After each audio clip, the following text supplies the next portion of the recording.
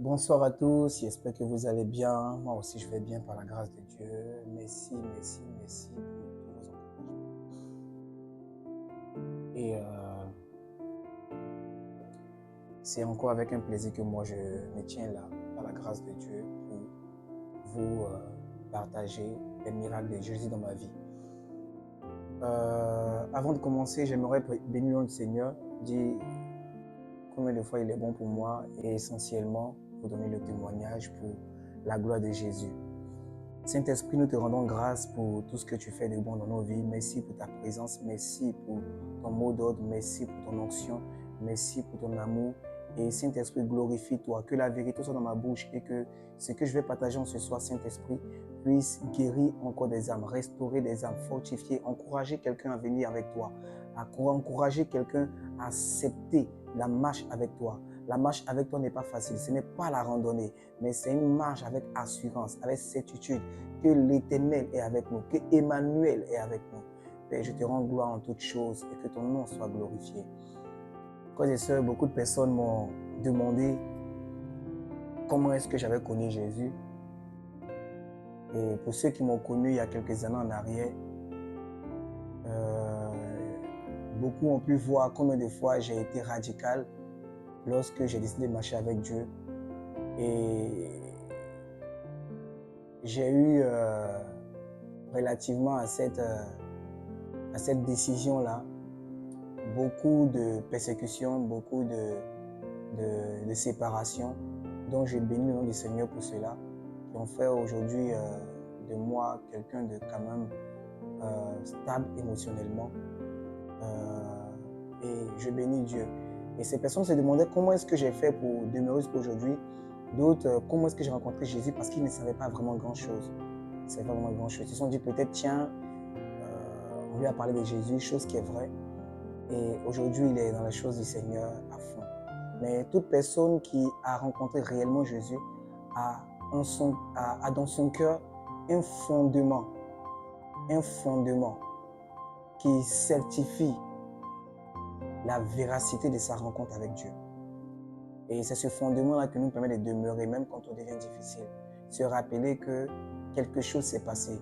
La Bible dit que Élie a dit à Élisée, le prophète Élie a dit à Élisée lorsqu'il a fini de le oindre, si je peux dire comme ça, il a dit, pense à ce que je t'ai fait.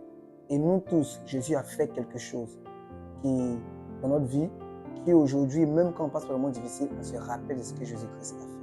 Je me présente pour ceux qui ne me connaissent pas. Je suis à l'état civil. Jean Bosco Nomel. Je suis ivoirien. Et comment Jésus m'a transformé. J'ai grandi dans une famille où je le suis jusqu'à aujourd'hui d'ailleurs. Je suis le dernier de la famille, carrément le dernier. Et j'ai grandi avec un père et une mère qui ont fait tout leur effort pour me donner tout un grand bonheur. Et effectivement, j'ai eu ce bonheur-là. De toute la famille, je suis la personne qui a reçu le plus de cadeaux, qui a reçu le plus de compassion, le plus de satisfaction. Et mon histoire commence dès le bas âge où ma mère m'a conduit dans son assemblée, que je vais taire le nom, pour nous donner les bases de la foi chrétienne. Et mon père était aussi un formateur. Il a été à un moment donné un formateur dans une assemblée aussi, dans une communauté, voilà, une communauté chrétienne. Et tous deux ont fait leur effort pour que je puisse avoir, pour que nous puissions, nous tous la famille, avoir les bases de la moralité selon Dieu. Et ce qui s'est passé, c'est que moi, très vite dans mon enfance, j'aimais beaucoup la compagnie des gens, jusqu'à aujourd'hui d'ailleurs. J'aime beaucoup l'homme. Et très vite dans ma jeunesse, on a été initié à certaines pratiques mondaines par le canal de certaines personnes qui se croyaient matures d'esprit, des personnes âgées, qui racontaient des choses qui sont liées à la sexualité. On entendait parler, on ne savait pas trop c'était quoi. Et moi, c'est des choses qui me sont restées après. Parce qu'à la base, je suis très curieux. J'aime savoir en fait le réveil de chaque chose. J'aime savoir comment est-ce que ça a commencé tout ça. Donc, en 2000, en 2000, 2006, en 2006, je, j'ai l'opportunité de rentrer au collège et je vais commencer ma classe de sixième avec un amour pour le dessin et la musique. Et mon père aimait me voir dessiner. Je crois que même hier, parmi les personnes qui ont commenté la publication relative à ce témoignage d'aujourd'hui, quelqu'un a pu écrire là-bas que voici la personne qui dessinait pour moi lorsque j'étais au lycée. Et c'est vrai, je dessinais pour beaucoup de personnes. Mais j'aimais la musique. Et mon père m'avait acheté un piano et j'aimais la flûte, tout ça. Mais en sixième, j'ai connu la musique en sixième parce que j'étais dans une double vacation où on m'a initié à la musique. J'aimais la musique à la base, quoique je ne jouais pas vraiment. Et ils m'ont initié à la musique, j'ai commencé à jouer sans toutefois avoir des capacités, sans toutefois avoir appris beaucoup de choses. Et j'aimais le rap. J'aimais beaucoup le rap. Mon grand frère m'avait introduit dans ce genre musical-là que j'avais fini par aimer et à même idolâtrer. Et euh, en cinquième, il se trouvait que mon amour pour les dessins avait pris le dessus, au point où mon père a dit, tiens, tu ne peux pas rester en musique. Il m'a carrément ramené en art plastique. Et en art plastique, j'ai continué à dessiner. Et voilà un peu là où je veux prendre en tout cas le premier départ. Là où toutes choses ont commencé. C'est que j'ai eu des amis qui, qui me disaient à chaque fois, on aime ta personnalité. Parce que j'aimais me faire voir à l'école. J'aimais qu'on parle de moi. Et certaines personnes vont me reconnaître parce qu'ils savent que ce que je dis est vrai. J'aimais qu'on parle de moi. Et effectivement, on parlait beaucoup de moi. Et au point où même, c'était une école de double vacation, au point où d'autres personnes dans l'autre vacation, pendant que moi je partais à l'école à 6 h le matin, d'autres avaient cours l'après-midi. Mais même pour l'autre, pour les élèves de l'autre vacation, j'étais connu là-bas. J'étais connu. Après, j'ai eu des amis qui m'ont introduit dans le rap, qui m'ont encouragé à demeurer dans le rap. Et j'ai continué à faire le rap, comme d'autres personnes peuvent le dire, le rap sale. La musique qui est attrait à la sexualité, au gang, au fusil, etc. Tout ça. Et je me suis mis à fond dans ces choses. À la maison, je paraissais pour la personne la plus humble, la plus gentille, la plus compréhensible. J'étais l'une des personnes qui venait même présenter ses mauvaises notes. Papa, j'ai eu une mauvaise note. J'aimerais qu'on me trouve un maître de maison où j'aimerais qu'on m'aide à pouvoir avancer. Je ne cachais pas mes choses. Donc, c'était un peu très difficile de penser que je faisais de mauvaises choses. Parce que je venais toujours dire ce que j'ai fait de mal. En réalité, je triais ce que j'allais venir dire que j'ai fait de mal. Et en sixième, j'étais déjà rentré dans la pornographie. Je regardais la pornographie. Je me cachais pour regarder des bandes dessinées pornographiques. Je me cachais pour regarder même aussi bien quand je pouvais. Et dans le temps, la connexion Internet, le péché était cher, mais on luttait pour aller payer le péché. Raison pour laquelle aujourd'hui, la sanctification est gratuite. On doit payer de notre argent pour que d'autres personnes puissent vivre cela et même aller au-delà de cela. Et je suis rentré à fond dans la pornographie. Et quand mes amis ont commencé à m'introduire, m'encourager à demeurer dans le rap, pornographie et tout ce qui est, voilà, j'ai commencé à aller à fond dans ces choses. Et je me disais que les gens m'influençaient. Et les gens me disaient que je les influençais. Mais en réalité, j'étais influencé par les applaudissements. J'étais influencé par les manières de me voir. Et j'étais aussi un très grand menteur, un très très grand menteur. Au point où j'ai menti à des amis qui voulaient connaître ma maison, que j'habitais dans un quartier très résidentiel, avec toutes sortes d'accessoires qui comblaient ma vie, choses qui étaient fausses. Et à l'école, en 5e, j'ai connu des personnes qui m'ont encouragé dans la musique mondaine, au point où j'ai commencé maintenant à m'intéresser à chanter en studio. J'ai rencontré des personnes, je suis rentré en studio quelques mois plus tard pour essayer de faire des chansons, etc. À l'école, je draguais toutes les filles que je pouvais draguer et j'essayais de coucher avec les filles, mais Dieu dans sa grâce ne me permettait pas. C'est comme s'il y avait quelque chose de moi qui m'empêchait d'aller jusqu'à cette limite-là. Je faisais tout ce que vous pouvez imaginer, mais arriver jusqu'à coucher, je ne faisais pas. Je flirtais, je faisais tout ça, mais je n'arrivais pas. Et il y a eu quelque chose qui s'est passé après, je reviendrai là-dessus. Et j'ai continué à faire cela et ma mère se débrouillait pour nous donner de quoi subvenir à nos besoins pour aider mon papa. Et même du peu qu'elle faisait parce qu'elle vendait des bonbons, elle vendait des choses. J'ai commencé à voler son argent, son bénéfice, son prix de revient, tout ce qu'elle gardait comme argent, je volais tout ça. Au point où je m'ai fait asseoir pour me dire, Bosco, je sais que c'est toi qui prends et que j'aimerais que tu arrêtes. J'ai juré sur tout que c'est jamais moi. Quand elle a fini de me parler, je me suis levé, je suis allé la voler encore.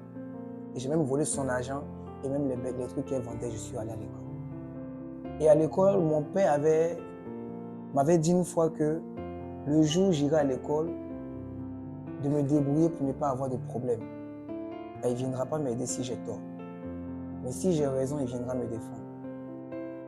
Et je faisais tout, de la 6e jusqu'à la 3e, pour avoir toujours raison, quand il y avait des problèmes.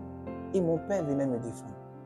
Une fois, il a même emmené des cargos de gendarmes qui sont venus frapper un peu la fessie. Parce que j'avais fait quelque chose de mal et qu'ils m'avaient eux aussi corrigé. Ils avaient eu raison de me corriger, mais mon orgueil m'avait poussé à faire des choses. Et mon père, il avait vu ça d'un autre œil et il a profité. Et moi, j'aimais cela. J'aimais que mon père montre qu'il est là pour moi. Voilà. On me voyait comme un choco, comme un swag. Mais dans tout ça, je souffrais. Je souffrais de la pornographie. Je souffrais du mensonge. Je souffrais parce que je m'étais mis dans un film que moi seul savais. Et ma notoriété à l'école était arrivée à un point que je ne pouvais pas jouer. Je ne pouvais même pas faire l'erreur, de mon incrédulité bien sûr, d'aller dire la vérité aux gens. Je ne pouvais pas faire cela. Et j'étais dans une assemblée, une communauté chrétienne, où on me faisait prier avec les statues. J'étais à l'église catholique, il faut que je le dise. D'ailleurs, j'aime beaucoup tous mes frères et sœurs qui sont de l'église catholique. Et je prie que Dieu se révèle à vous de la manière la plus docile, la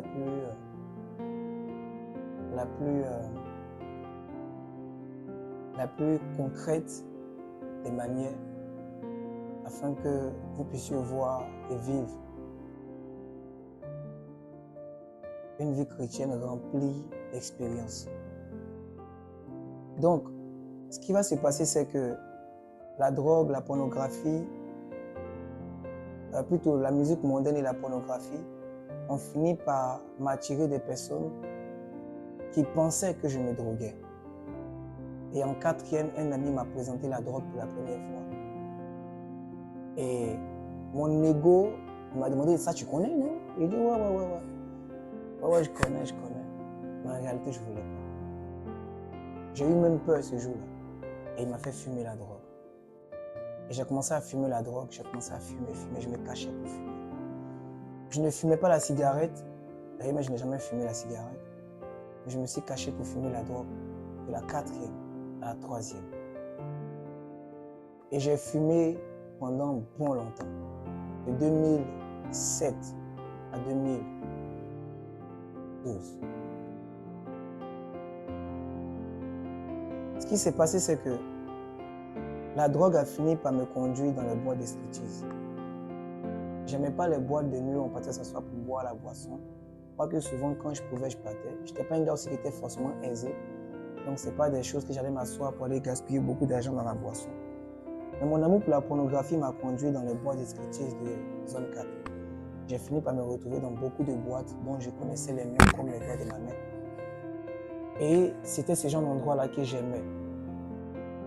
Et j'ai sombré dans ce genre d'endroit-là à flirter. Et Dieu, dans sa grâce, me gardait de ne pas coucher avec les gens. Je me gardais. Et cela a continué et a commencé à détruire mes résultats scolaires. J'ai commencé à être médiocre, être impoli, être rebelle avec mon père, être rebelle avec ma mère, être rebelle avec mes frères, le dernier de ma famille. J'ai commencé à me battre avec toutes mes sœurs. Je me suis battu avec tout le monde.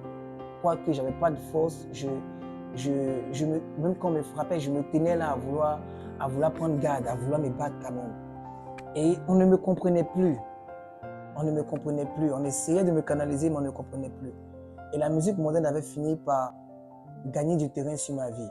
Mais j'avais trouvé, comme si dans ma conscience, je me disais, je ne suis pas quelqu'un de mauvais. Donc je vais commencer à me mettre des garde-fous. Je vais me mettre des limites. Et dans mes limites, c'est juste une petite limite que finalement je me suis mise. Je m'étais dit, tiens, je ne chanterai plus, pas seulement des choses sales, mais j'allais chanter aussi des choses qui sont à caractère moral pour sensibiliser les gens. Et c'était une forme de critère pour me permettre de me dire à moi-même que je ne suis pas possédé. Et je continue dans cette vie-là. La sexualité avait commencé à se rapprocher de moi. J'ai fini, malgré moi-même, par me retrouver vers les prostituées, avec qui je n'ai jamais couché, mais je me suis retrouvé vers les prostituées. Au point où un jour, une jeune dame m'a dit qu'elle voulait qu'on couche ensemble. Et je l'ai même fait rentrer dans la maison de mon père. Et j'ai flirté avec cette dame-là, qui m'a dit finalement, couchons ensemble. On était tous deux nus et j'ai refusé. Je lui ai dit non. Et elle est rentrée chez elle. Et je me demandais, mais qu'est-ce qui n'allait pas chez moi?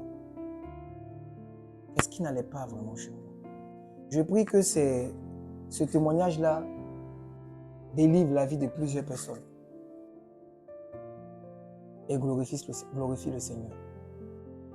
Et il fut une période en troisième, à la classe de troisième, que des gens de mon quartier, de ma cité, se sont rapprochés de moi pour m'évangéliser. Je n'ai pas retenu beaucoup de noms, mais je salue au passage le pasteur Loba de l'église protestante Baptiste Œuvre Mission. Dans le temps, ce pasteur-là, avec quelques personnes, se sont rapprochés de moi et m'ont dit, mais la vie que tu mènes, jeune, tu es encore jeune, j'avais 15 ans. Tu es encore jeune et tu es dans toutes ces choses-là. Ils ne savaient pas, mais ils disaient des choses comme ça. Peut-être qu'ils savaient, je ne sais pas, mais ils racontaient des choses. Et à chaque fois qu'ils faisaient ça, ils leur disaient, oui, venez m'évangéliser. Et quand ils viennent, je leur disais, oh ouais, Dieu m'a dit une fois, en fait, je les menais en bateau. J'aimais rigoler de ce qu'ils faisaient, je trouvais qu'ils disaient rien de bon. Et ils ont persisté. Et j'ai fini par réaliser que je menais quand même une mauvaise vie. Mais cette prise de conscience n'a duré qu'une semaine. En classe, mes amis m'avaient dit, Bosco dit qu'il ne triche plus, Bosco dit qu'il ne vole plus, Bosco dit qu'il ne fume plus. Mais laissons-lui une semaine, on va voir.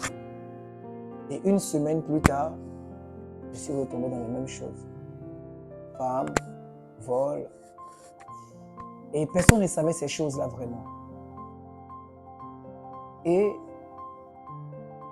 est arrivé un moment où j'ai commencé à rentrer à fond maintenant dans le studio d'enregistrement. Et j'ai commencé à chanter avec beaucoup de personnes. J'ai enchaîné des clips. J'ai fini par me faire connaître dans le milieu, à Trècheville, Makori, Port-Bouet, Cocody. Beaucoup de personnes me connaissaient et étaient étonnées de mes compétences musicales. Au point où des gens me saluaient dans la rue, je ne savais même pas où je les avais connus. Quand il y avait une kermesse quelque part, j'étais appelé aussi. Quand il y avait des choses quelque part, on m'appelait. Mon nom avait fini par devenir une certaine référence dans ma commune.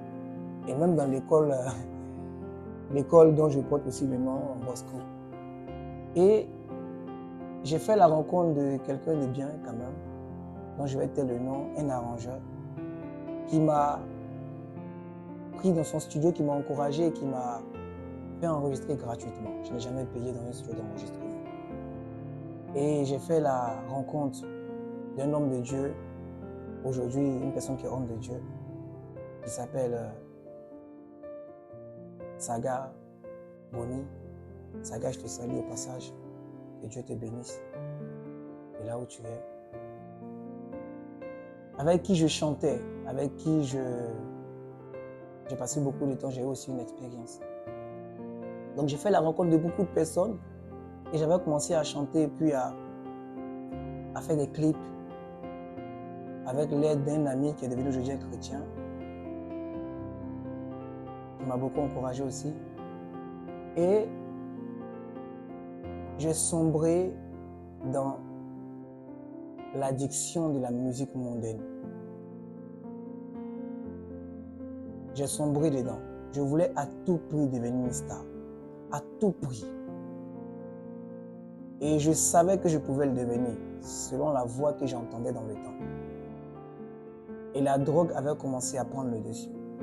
La pornographie, le mensonge. Mais peu de personnes savaient cela, moi seul. J'étais devenu addict à la pornographie. J'étais devenu addict au mensonge et au vol. Et après avoir fait beaucoup de chansons,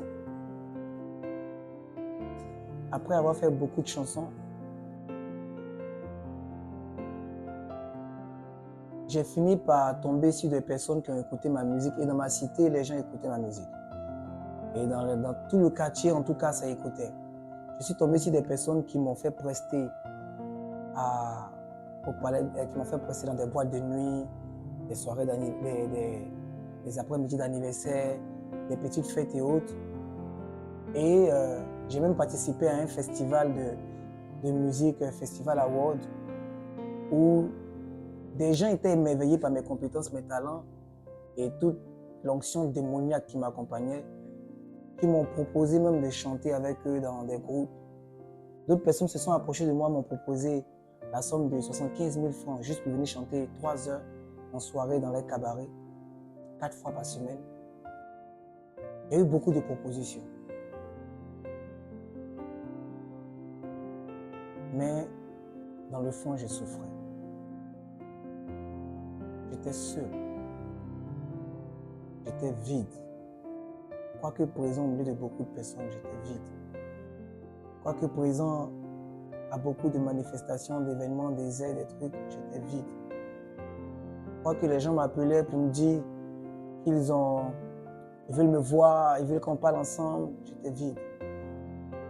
Quoique j'avais la notoriété à l'école, j'étais vide.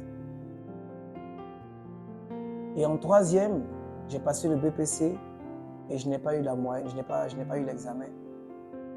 Et j'ai commencé à être rebelle à la maison au point où la seconde, mon père qui voulait la payer pour moi, finalement ne l'a pas payée.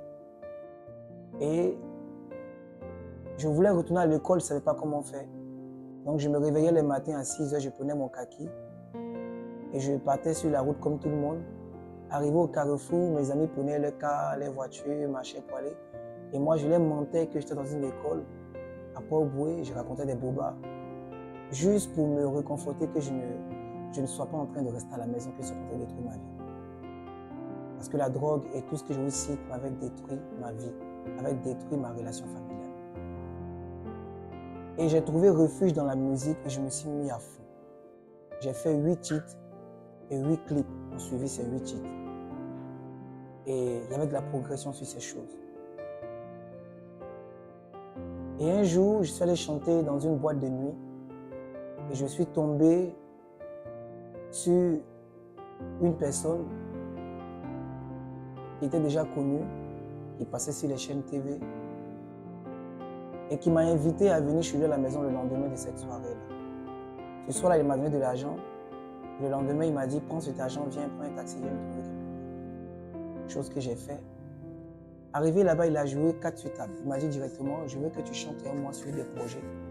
Je vais te produire. Tu as un talent. Et il a commencé à me donner beaucoup d'argent. Et à chaque fois que je partais le voir, je pouvais prendre le taxi pour arriver. Il réglait mon taxi. Si mon taxi faisait 3 000, il donnait 10 000. Et la monnaie, il me la laissait. Et il me prenait dans la voiture, il m'emmenait dans différentes communes. On partait boire, discuter. Il me mettait vraiment à l'aise. Il m'a même présenté à toute sa team, toute sa petite famille. Et ce gars-là a commencé à payer les studios comme jamais j'avais déjà vécu. Il m'a emmené chez un arrangeur, sinon chez des arrangeurs très bien connus de la Côte d'Ivoire et même dans la sous-région, pour que je puisse aller chanter là-bas. Mais particulièrement chez un au niveau de Cocody, où j'ai été, et là où il a payé le studio pendant 1 semaine pour que je puisse enregistrer des chansons. Là, nous étions en 2011. Mais avant 2011, il y a eu un déclic en 2010. Dans mon amour pour la drogue et puis les femmes métisses, tout ce qui va avec, parce qu'effectivement j'étais amoureux des femmes métisses, et je traînais en tout cas beaucoup avec certaines. Un jour, je suis allé voir un ami de ma grande sœur, et ma grande sœur aime chanter, elle chante. Et elle avait un ami qui est aujourd'hui mon père dans la foi, du nom de... Que Dieu te bénisse, homme de Dieu. Kevin, du nom de Kevin, qui m'a dit, Bosco, tu prends la drogue. Clairement, parole de connaissance. Tu prends la drogue, tu en prends. Tu voles, tu mens, tu es dans la pornographie.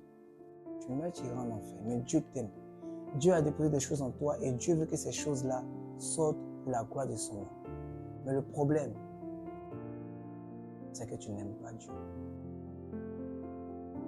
Viens me voir. Je lui ai dit, grand frère, ce que tu dis là, ce n'est pas prophétie. C'est ce que j'ai fait. Mais je vais voir quand je vais venir te voir. Et je suis resté là comme ça. 2010. Et je continuais toujours à participer à enregistrer mes chansons, composer, tout ça. Et j'ai même participé aux auditions de Castel Live Opéra. Ça a été très bien. Jusqu'à ce qu'à un moment donné, écoute, je n'ai pas pu aboutir. Et je continuais à tomber bas. Pas dans la pornographie, pas dans le mensonge, pas dans le vol. Mais je voulais toujours garder ce critère d'être la personne qui fait des chansons à caractère social et moral. Et en 2010, je suis allé rencontrer ce homme de Dieu là, plus tard, après cette conversation que lui et moi avions eue. Je suis allé le rencontrer et arrivé là-bas, il m'a encore parlé des choses de Dieu. Et ce jour-là, il y a eu un déclic. Je suis rentré à la maison et j'ai rompu avec toutes celles avec qui j'étais, que ce soit officiel ou pas officiel, que j'aime ou que j'aime pas, j'ai rompu avec tout le monde. Au point d'autres m'ont dit que j'étais méchant, j'étais mauvais, que je ne les ai jamais aimés. J'ai dit, je m'en fous, je vais marcher avec Dieu, j'ai rompu. Et quand j'ai rompu, des choses ont commencé à se passer. Je commençais à faire des songes que je ne faisais pas auparavant. J'ai commencé à entendre des voix, comme je vous entends, comme je parle. Me donner des instructions bien précises. Et un jour, je parlerai si Dieu le permet. Et pendant 1 mois, j'avais fait plus de 1 mois dans les choses de Dieu. J'avais arrêté toutes mes bêtises. Et je voulais me faire baptiser. Et le jour où je voulais me faire baptiser, c'est là que la guerre en Côte d'Ivoire a éclaté. Et finalement, je n'ai pas pu me faire baptiser. Et les semaines qui ont suivi après la guerre, je suis retombé, mais plus bas, plus bas, plus bas. Je suis rentré dans des mouvements de jeunes où on m'a appris à flirter d'une manière que je n'avais jamais fait, à mentir, et à même jouer avec le sacré. J'ai commencé à composer des chansons qui insultaient Dieu. J'ai commencé à composer des textes qui insultaient la divinité, la sainteté de Dieu. Mais au fond de moi, je ne comprenais pas pourquoi est-ce que j'étais devenu aussi ténébreux. Mais les gens aimaient cela. Les gens aimaient ce que je faisais. Ils trouvaient que j'étais le gars le plus suave, j'étais le gars le plus fun. Bosco, avec lui, on ne s'en met pas. Non, non, non, non, non, il y a toujours quelque chose. Et quand je me retrouvais seul, je souffrais. J'étais malheureux. Et mon père avait fini par me mettre même dehors de la maison. Je me suis retrouvé à dormir 1 mois dehors, souvent devant la porte.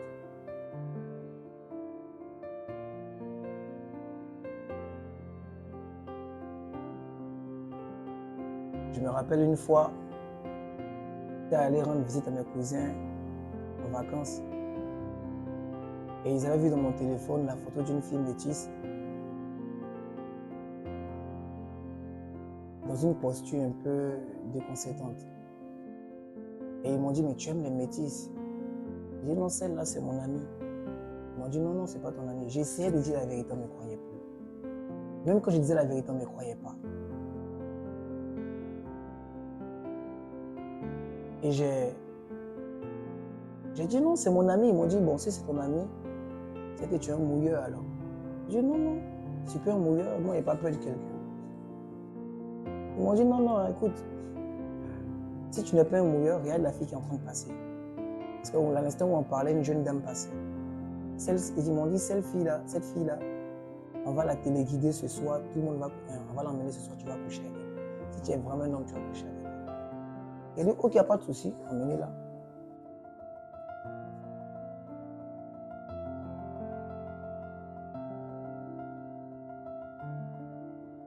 Et le soir, ils l'ont emmenée.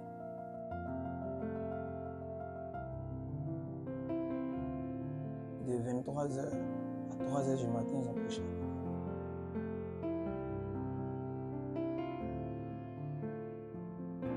elle. Le péché détruit tellement. Le péché détruit tellement. Le péché déforme tellement. Ils ont couché avec cette fille-là. Et à chaque fois qu'une personne finissait de coucher avec elle, il m'appelait et dit, Bosco, c'est à ton tour. J'ai dit, non, j'arrive, patientez, allez-y d'abord, j'arrive. Ils ont tous couché avec la jeune fille. Pourquoi? Pourquoi est-ce qu'elle s'est donnée? On était allé à la campagne, on n'est pas dit simplement au village, pour les vacances avec mes cousins. Et cette jeune dame-là voulait l'estime des riverains. Elle voulait juste une considération, une conversation avec des personnes qui viennent d'un endroit qu'elle n'a pas connu. Et c'est comme ça d'autres personnes aussi veulent la considération de certaines personnes, mais d'autres personnes, de tierces personnes, mais qui finissent par abuser de leur naïveté, de leur estime. Ils ont couché avec elle et quand ça arrive à mon tour, je me suis rendu aussi sur elle. Et lorsque j'ai voulu faire l'acte, elle a dit qu'elle est fatiguée, qu'elle a sommeil. Et de mon âme, j'ai crié, merci Jésus. Ils m'ont dit automatiquement, mais Bosco, tu es bailli, tu es malheureux, tu n'es pas chanceux, tu as de la poisse. Et de mon âme, j'ai béni Dieu. Je me suis couché ce soir-là, à 4 heures, ce jour-là à 4 heures. Je me suis dit, mais c'est quoi tout ça? J'ai dit, Jésus, aide-moi. Je n'ai aucune force, aide-moi. Ce qui s'est passé après, c'est que jusqu'aujourd'hui, je regrette ces actes-là. Je prie que Dieu guérisse cette personne si elle est encore en vie. Que le Seigneur se souvienne d'elle, qu'il se souvienne de moi. Suite à cela, quand cet arrangeur, ce manager-là m'a appelé vers lui, j'ai tout de suite couru, je suis allé et on a commencé à enregistrer des chansons dans les studios en question de Cocody. Et j'ai commencé à avoir de la popularité. Et voici qu'un jour, on va enregistrer la chanson et on va faire un featuring avec une personne bien connue qui passait déjà sur Trace TV. Comme je disais, mon manager avait assez d'argent. Donc il nous a mis en contact avec quelqu'un avec qui on devait faire un featuring et avec qui on avait déjà commencé le featuring. Et l'arrangeur qui travaillait sur notre chanson est très bien connu ici. Mais le studio là où on a enregistré ne l'appartenait pas. C'était une villa, ça ne l'appartenait pas. Donc, quand on a continué le projet avec ce manager, la chanson était en train d'être arrangée pour sortir. Et il avait tellement d'argent qu'on pouvait faire le clip à n'importe quel moment. Mais on attendait de pouvoir réunir, que la chanson finisse. La chanson était finie, il fallait qu'on preste pour faire, si vous voulez, des petits teasings avant le jour du clip. Et on avait programmé le clip pour 2 semaines après le jour de la prestation. Et il se trouvait que moi, quand j'ai sombré dans le monde à fond, je suis allé au plus bas niveau. Et un soir, on avait été invité à prester dans une boîte de nuit qui venait à peine d'ouvrir, c'était une inauguration, à Cocody 8e tranche. Et c'est ce soir-là que ma vie a changé. C'est ce soir-là que ma vie a radicalement changé. Ce soir-là, ce jour-là plutôt, j'ai eu une sensation inhabituelle. Une sensation inhabituelle qui a gêné mon entourage. Et j'étais assis à la table avec un artiste aussi connu, je laisse les noms, c'est pas important. Jésus seul est important. Et il était 23h et j'ai vu des brouteurs en train de s'agaciter de l'argent dans la boîte de nuit, c'était les passages. Et on devait prester après quelques travaillements.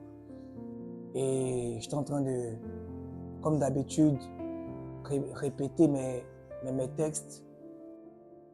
J'étais assis avec des filles, des femmes, tout ça. Et certaines femmes sont venues vers moi pour essayer de me câliner, tout ça. Et j'étais très désagréable ce soir-là. Je sentais une atmosphère différente de tout ce que j'ai l'habitude de ressentir. Très, très, très, très différente. Comme si un malheur allait m'arriver, comme si quelque chose de mal allait m'arriver, je ne comprenais rien. Et quand les femmes venaient vers moi, je les repoussais. Mes amis m'ont dit, mais tu as quel problème? Et vers 23h, pendant que tout se faisait dans la boîte de nuit, je n'ai même pas bu ce soir-là. J'ai entendu dans mon cœur, j'aimerais bien préciser ces choses-là. J'ai entendu pas dans mon cœur plutôt, excusez-moi, j'ai entendu à l'intérieur une voix résonner, comme je vous parle actuellement. J'ai entendu une voix résonner dans l'intérieur, dans mon intérieur. Jamais je vous entends, c'est comme ça que j'ai entendu, mais à l'intérieur. Et la voix a dit, Bosco, sors d'ici, ici c'est pas pour toi. Toute une émotion m'a habité en même temps. Toute une émotion. À peine la voix a parlé, à peine l'émotion. Toute une harmonie avec les deux. Toute une émotion m'a habité, une culpabilité que je ne comprenais pas. Je ne comprenais pas parce que je n'étais pas venu pour culpabiliser. Je ne comprenais pas parce que je ne culpabilisais même pas sur mes bêtises. Au contraire, j'aimais ce que je faisais. Mais toute une culpabilité m'a habité, comme si tout ce que je faisais là était mal et que c'est maintenant que je prenais conscience. Et j'ai dit à mon voisin, à mon ami qui était à côté, j'ai dit, quelqu'un m'a appelé tout à l'heure, quelqu'un m'a appelé. Il dit, mais qui t'a appelé? On a dans une boîte de nuit, il y a une musique autour de nous, quelqu'un t'a appelé. Bon, mais c'est quelqu'un t'a appelé. Est-ce qu'il peut te prouver que c'est vrai ou bien c'est faux? Mon gars, calme-toi. Mais l'expérience était trop concrète pour que je la méprise. Trop concrète. Parce que même la voix m'a effrayé. En tout cas, m'a fait sursauter de là où j'étais assis. Il était 23h. Je me suis levé de ma chaise, j'ai tourné, je suis venu m'asseoir encore. J'ai dit, mais tiens, c'est quoi ça? J'ai essayé d'aller faire autre chose pour oublier tout ce que j'étais en train de penser, mes vols, mes bêtises, toute cette culpabilité-là, pour la faire passer. Et jusqu'à 2 heures du matin, j'ai réussi à faire passer ça au travers d'une conversation avec des gens où j'essayais de rire. J'essayais. Et à 2 heures, j'ai entendu encore, Bosco, sors d'ici. Ici, c'est pas pour toi. Je suis devenu 2 fois plus triste. Et je me suis demandé, est-ce que je ne suis pas fou? Est-ce que je n'entends pas des voix? Parce que, précision, souvent j'entendais des voix quand je prenais ma drogue à fond. Des voix, et même quand je ne prenais pas, j'entendais des voix qui me disaient, sors, va en bas du pont, Félix Houphouët-Boigny, cherche une guitare, prends une Bible, va, tu vas réussir, mais tu dois avoir un parcours difficile d'abord. C'était des démons qui me parlaient. C'est pour ça que j'ai l'habitude de dire aux gens que la drogue fait des effets, mais les démons passent par ça aussi pour détruire la vie de beaucoup. Beaucoup de personnes sont dans la drogue et vivent des illusions qui ne sont pas des illusions des effets de la drogue, mais sont des illusions des démons. Je vous dis la vérité. Je reviendrai dessus pour vous dire comment Dieu m'a sorti de la drogue. Les démons utilisent les prétextes des effets de certaines drogues, pour ne pas dire de la drogue, ou de certaines circonstances, ou de certains péchés, pour nous faire croire qu'ils ne sont pas dans notre vie. Dieu est le seul être puissant qui veut que ceux qui l'adorent savent qu'il habite en eux. C'est pour ça que la Bible dit que le Saint-Esprit témoigne à notre esprit que nous sommes enfants de Dieu. Mais les démons seuls veulent que les gens ne savent pas qu'ils sont là. Un démon peut t'habiter et te faire croire par l'intellect, par Sophia, par la sagesse des hommes, qu'il n'est pas dans ta vie et que tout ce que tu es en train de faire est juste les conséquences ou l'addiction de tes choix. Mais ça n'a rien à voir avec un démon. Tu es possédé. Et si tu entends ce que je suis en train de te dire là maintenant, sache que Jésus peut te délivrer. Jésus peut te délivrer. La Bible dit que la Bible nous dit que la foi vient des secondes entendre quand vient la parole de Dieu. Jésus peut te délivrer, c'est une vérité. J'ai commencé à culpabiliser, me disant, mais c'est quoi ça? Pourquoi cette voix-là me parle? Et j'ai essayé encore de boire, j'ai essayé cette fois-ci de boire, mais ça ne passait pas. J'ai essayé des conversations, mais ça ne passait pas. Et aux environs de 3 heures, voire 4 heures, je n'ai plus rien entendu. La culpabilité a commencé à partir. Mais à 4 heures, avant qu'on va quitter la boîte. Et finalement, ce soir-là, chose que je n'ai pas compris jusqu'à aujourd'hui, on n'a jamais resté. À 4 heures, j'ai entendu encore la voix. Comme si cette fois-ci, c'était comme un avertissement. J'ai entendu encore au-dedans de moi, audiblement, Bosco, sors d'ici. Ici, c'est pas pour toi. Je suis devenu tout triste. Je suis rentré à la maison avec mes amis. Et j'ai dormi, le matin, j'ai 8-9 heures, je suis rentré chez moi. Je suis rentré tout droit à la maison, j'ai dit, Seigneur, je me suis à genoux quelque part, j'ai prié, j'ai dit, Seigneur, je ne savais pas prier, j'ai dit, Seigneur, mon manager m'a donné trop d'argent. Il a trop investi sur moi. Pour que j'arrête cette vie-là. Je ne sais pas ce qui se passe, mais si c'est toi, Dieu, ne compte pas sur moi pour marcher avec toi. Je n'ai aucune force d'aller dire que je vais marcher avec toi. Si tu veux me changer, change-moi. Là où je suis arrivé, je ne sais pas comment je vais faire. Et le gars a mis trop d'argent pour que je ne puisse pas lui dire que j'arrête tout. Donc, si tu veux que je vienne, il faut gâter tout.